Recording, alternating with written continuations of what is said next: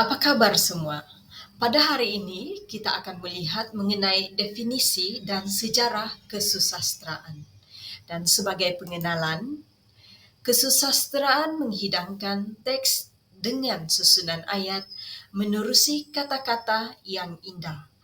Kata-kata ini selalunya dimasukkan dengan unsur-unsur bahasa seperti metafora, hiperbola, dan sebagainya. Dan pada lazimnya, sastra memperkatakan sesuatu daripada kepelbagaian aspek kehidupan yang diambil melalui pengamatan, pengalaman seseorang, dan gagasan hidup yang didapatkan daripada kehidupan mereka sehari-hari.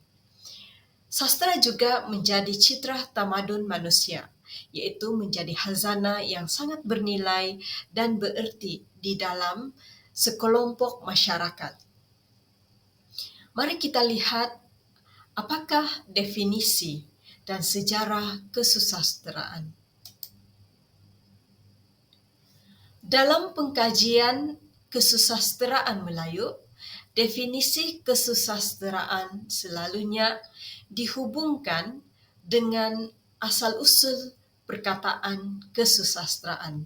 Ini bermakna definisi kesusastraan itu berasal daripada perkataan sastra itu sendiri. Mari kita lihat apakah erti dan makna di sebalik bahasa sastra. Bahasa sastra atau perkataan sastra berasal daripada bahasa Sanskrit, yaitu yang disebut sebagai kastra atau disebut juga sebagai sastra yang bererti kitab suci ataupun naskah panduan kehidupan.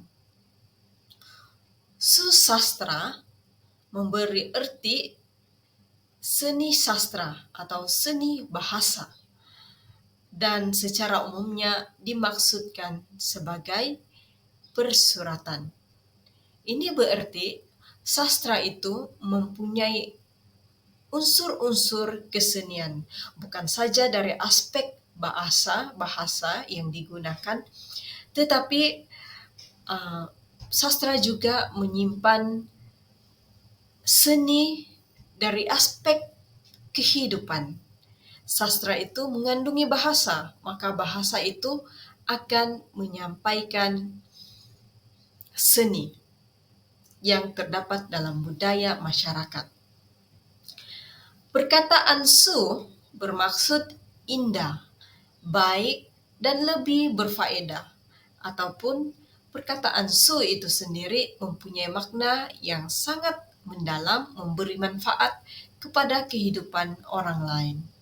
Manakala sastra berarti huruf atau buku, yaitu medium untuk menyampaikan sastra itu sendiri.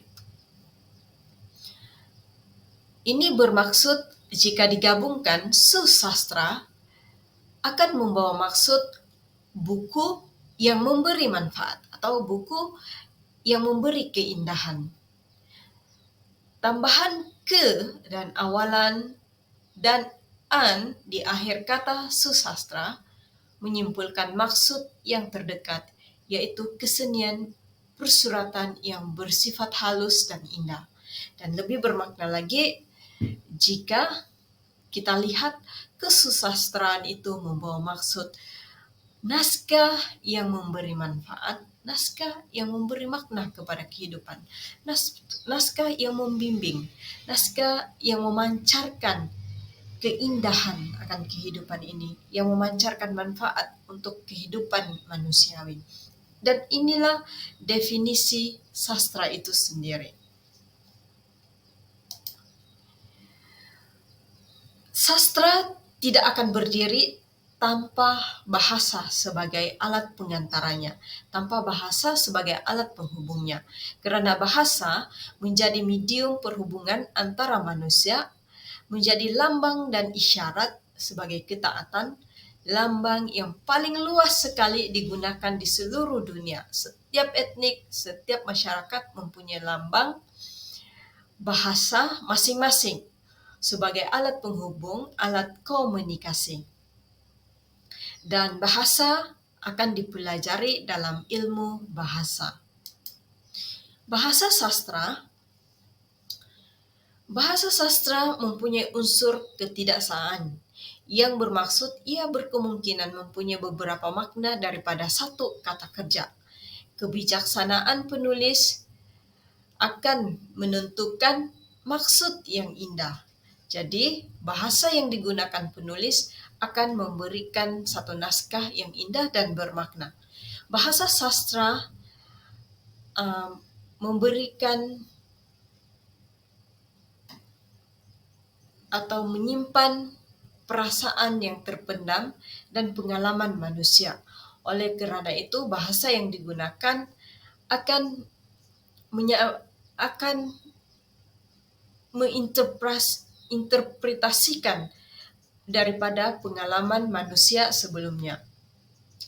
Bahasa sastra juga terhasil daripada pengubahan terhadap unsur-unsur ton, tekanan, perlambangan, perbandingan, dan sebagainya yang diperlukan oleh bahasa lain. Tanpa unsur-unsur ini, maka bahasa itu tidak disokong dengan keindahan lain, tidak disokong penekanan yang lain, dan bahasa itu agak monoton. Jadi, bahasa yang dipilih perlulah menimbulkan unsur-unsur ton, perlembangan yang sesuai berdasarkan pengalaman dan situasi yang ingin ditonjolkan oleh penulis. Bahasa sastra juga mempunyai banyak unsur bunyi seperti aliterasi, asonasi. Terdapat juga banyak gaya bahasa yang lain seperti personifikasi, hiperbola, simile, dan sebagainya. Bahasa sastra tidak terikat dalam sistem yang amat ketat atau rigid. Bahasa boleh terdapat dalam pelbagai variasi, sesuai dengan idea penulis itu sendiri. Namun, tidak pula dalam sistem yang longgar atau sewenang-wenangnya. Ini bermakna bahasa yang dipilih perlulah bahasa yang sopan, yang menyampaikan makna yang indah. Mari kita lihat apakah pendapat tokoh mengenai definisi sastra. Baharudin Zainal 1979 memperkatakan bahwa karya sastra membincangkan perkara yang berlaku dalam masyarakat, di samping mengemukakan sikap dan pandangan pengarangnya. Hashim Awang pula 1985 menyatakan hasil seni yang disampaikan melalui bahasa berkeupayaan membentuk tamadun sesuatu bangsa. Abu Bakar Hamid 1992 menyatakan sastra sebagai satu seni yang bercorak intelektual. Mari kita lihat bagaimanakah sejarah penyebaran sastra. Sastra pada zaman dahulu telah wujud dan ia disampaikan daripada satu generasi ke satu generasi. Sastra pada lazimnya akan mengalami perubahan dan ia lahir dalam masyarakat yang sederhana, yaitu dalam kalangan petani, dan menjadi warisan generasi kerana disampaikan dari satu generasi ke satu generasi sebagai alat pendidikan. Unsur pengulangan susunan kata-kata, kerana ia bergantung kepada daya ingatan seseorang untuk disampaikan kepada generasi seterusnya. Dan sastra juga pada lazimnya mempunyai unsur-unsur budaya seperti adat duduk, adat untuk bergaul, dan kadang-kadang diselitkan juga tarian-tarian tradisional di dalam cerita-cerita yang disampaikan. Sejarah cetakan sastra. Apabila sastra mula berkembang dan kedatangan Islam, maka media tulisan mula wujud, yaitu tulisan tangan atau cetakan yang lebih kekal dan tahan lama, boleh dibaca berulang-ulang kerana dicetak dan disampaikan dalam bentuk teks kepada satu masyarakat ke satu masyarakat. Dan tulisan yang pertama digunakan di tanah Melayu untuk menyebarkan sastra adalah tulisan Jawi ketika zaman kedatangan Islam. Ini adalah jenis-jenis kesusastraan Melayu, yaitu terbahagi kepada dua, lisan dan tulisan. Sastra lisan membentuk cerita dan naratif seperti mitos, legenda, dan cerita rakyat lainnya. Cerita mitos, cerita legenda seperti legenda pendosa, legenda orang terkenal, legenda keramat, legenda kepewiraan, dan cerita rakyat, cerita teladan, cerita jenaka, cerita binatang, cerita lipur lara. Jenis-jenis kesusastraan Melayu tradisional bersifat kepercayaan suci, melibatkan Tuhan, dewa, wira, binatang, fenomena alam, kosmologi, dijadikan sebagai alat untuk adat, pantang larang, dan undang-undang. Ini adalah jenis-jenis kesusastraan dalam bentuk legenda yang saya perkatakan tadi. Ayo, belajar semua, mari kita terus menerokai dunia kesusastraan. Sekian dan terima kasih.